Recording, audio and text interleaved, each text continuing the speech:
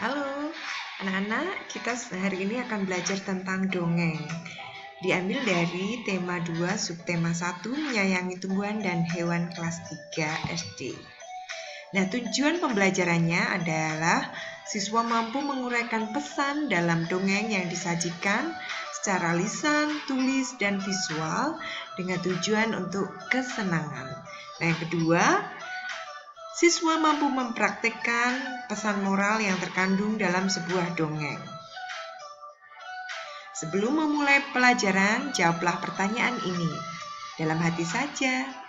1. Siapa yang suka membaca dongeng?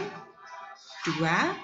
Siapa yang suka mendengarkan dongeng yang diceritakan orang lain, misalnya oleh orang tuamu atau kakek nenekmu? Nah, jika kalian suka membaca dan mendengarkan dongeng, berbahagialah.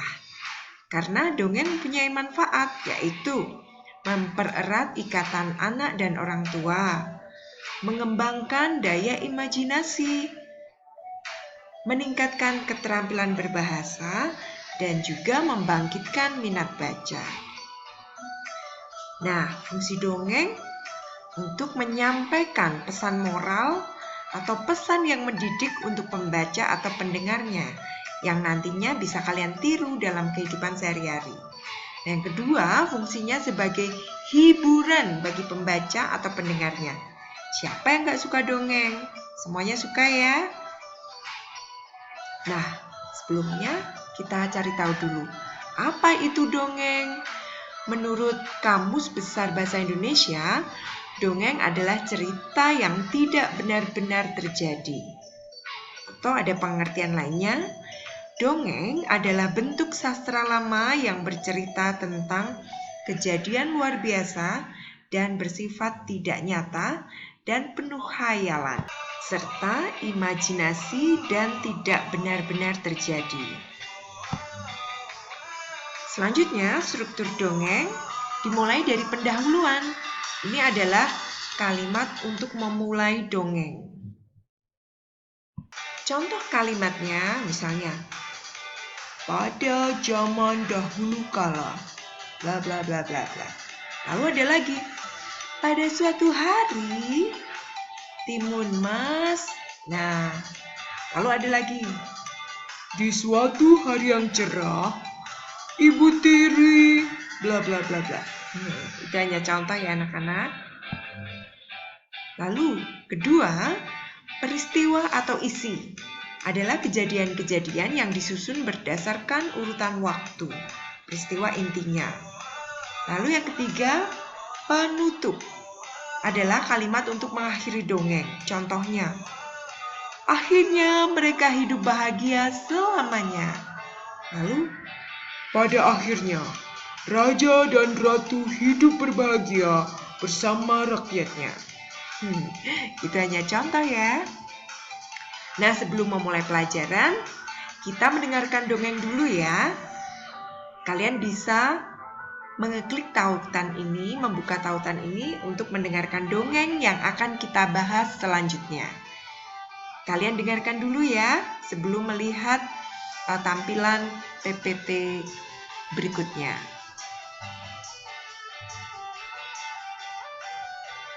Nah, setelah kalian lihat, mari kita bahas. Apa yang ada dalam dongeng ayam jantan yang sombong?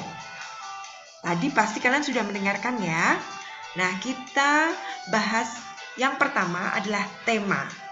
Tema merupakan suatu gagasan pokok atau ide pikiran utama tentang suatu hal, salah satunya dalam membuat dongeng.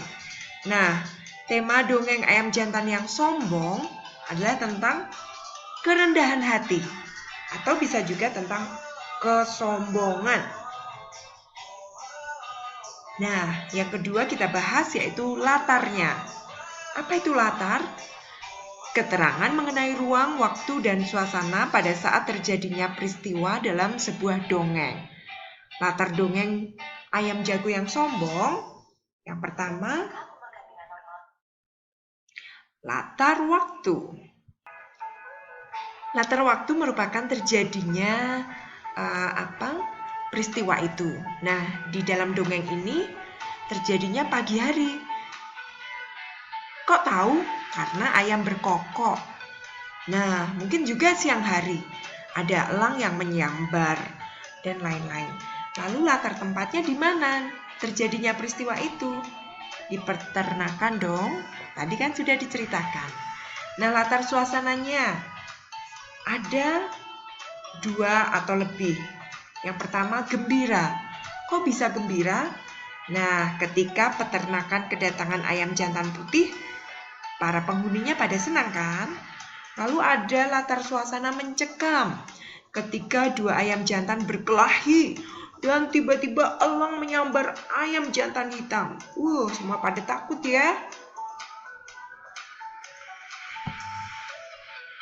Selanjutnya, tokoh. Tokoh merupakan pelaku dalam sebuah cerita. Sedang penokohan adalah karakter atau sifat dari tokoh tersebut. Nah, kita bahas di dongeng tadi, sifat yang pertama, ayam jantan hitam itu mempunyai karakter atau sifat sombong. Dia merasa yang paling kuat. Serakah dia ingin menguasai peternakan itu sendiri dan sebagai pemimpin dan tidak mau terkalahkan. Dan sifat dari ayam jantan putih, betul, suka mengalah, baik budi, cinta damai, karena dia sebenarnya nggak mau ya berkelahi dengan ayam jantan hitam. Dan juga pintar. Kenapa kok pintar? Karena dia tahu sebenarnya ada elang yang sudah mengintai dan akan memangsa mereka. Maka dia bersembunyi. Lalu amanat atau pesan moral merupakan sebuah pesan yang ini disampaikan seorang penulis atau juga pengarang cerita kepada pembaca. Amanat ini merupakan pesan yang perlu diketahui supaya pembaca dapat memetik pelajaran.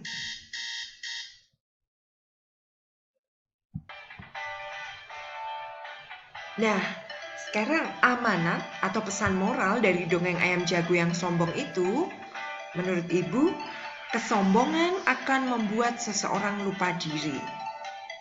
Nah, kenapa bisa begitu?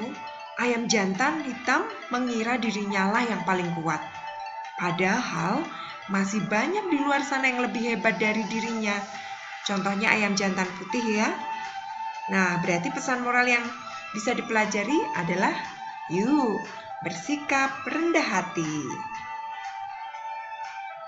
Nah, kesimpulannya, setiap dongeng mempunyai pesan moral yang baik dan dapat kita teladani serta kita praktekkan dalam kehidupan sehari-hari. Terima kasih.